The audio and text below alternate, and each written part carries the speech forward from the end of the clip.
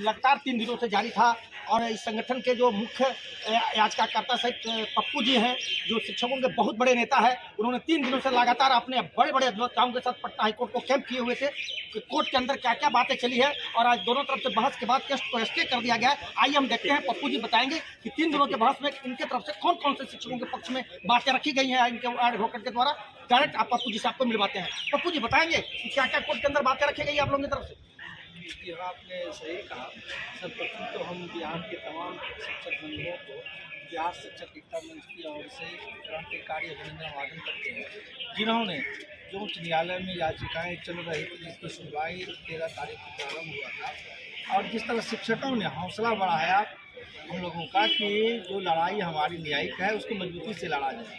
और बेशक बिहार शिक्षक एकता मंच ने देश के बड़ी अदालत सुप्रीम कोर्ट से वहाँ के वरिष्ठ अधिवक्ता DS नायडू एवं विद्वान अधिवक्ता अनिमेश कुमार समेत उच्च न्यायालय पटना के दर्जन भर भी अधिवक्ता हमारे विद्वान थे, जिन्होंने शिक्षकों के पक्ष को बड़ी बारीकी से रखा।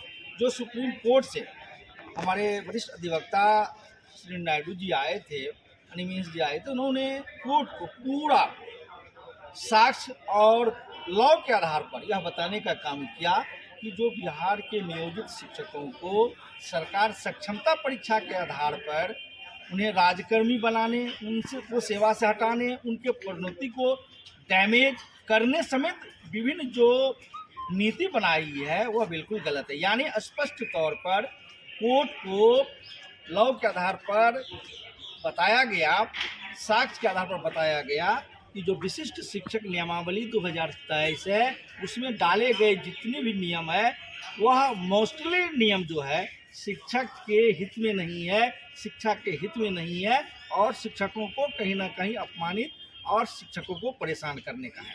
आपने जो कहा कि आपके अधिवक्ताओं के द्वारा जो पक्ष रखे गए, क्या आपके 3 दिनों के बहस सुनने के बाद लग रहा है कि शिक्षकों का पक्ष बहुत मजबूती ढंग से कोर्ट के अंदर रखा गया और न्याय मिलेगा हम लोगों को? देखिए, जिस तरह से हमने पहले ही कहा कि लॉ के आधार पर क्योंकि सुप्रीम कोर्ट के अधिवक्ता आए थे, तो पूरे उच्चतम न्यायालय में भी कई ऐसे फैसले आए हैं जिस तरह के यहाँ मामले थे। इस मामले में और इस ऐसे मामले को सुप्रीम कोर्ट ने भी कंसीडर है, कई उसमें उस तरह के जजमेंट को भी यहाँ दिखाया गया। तो निश्चित तौर पर जो पक्ष रखी गई है शिक्षकों के पक्ष में वो कानून और नियम के आधार पर है। जो सरकार के अधिवक्ताओं ने जो अपना सबमिशन दिया है वो तो मुझे लग रहा है कि निश्चित तौर पर गलत तथ्यों को भी प्रस्तुत किया है। जो आंकड़े दिए हैं, जो बातें कही है, वो कई ऐसे हैं जो कहीं ना कहीं कोर्ट कैसे दिग्भ्रमित हो, कोर्ट में जो बातें रखी है वो कहीं ना कहीं कंट्राडिक्शन था। लेकिन पुनः रिजॉइंडर के मार्फत से कोर्ट को हम लोगों ने, हमारे अधिवक्ताओं ने बारीकी से बताया कि सरकार के द्वारा रखे गए पक्ष कहाँ त्रुटिपूर्ण है और जो नियम है वो नियम शिक्षक के हित में नहीं है और जो नियम बनाए हैं वो गलत है। इसलिए ऐसे नियम को सुधार और बदलने की आवश्यकता है। तो मुझे लगता है कि निश्चित तौर पर जिस तरह पक्ष शिक्षकों का कानून के आधार पर रखा गया है और नियम के तहत रखे गए हैं, तो ऐसी परिस्थिति में निश्चित तौर पर मुझे न्याय मिलेगी, क्योंकि न्याय फैसले हैं उसको सुरक्षित रखा गया है।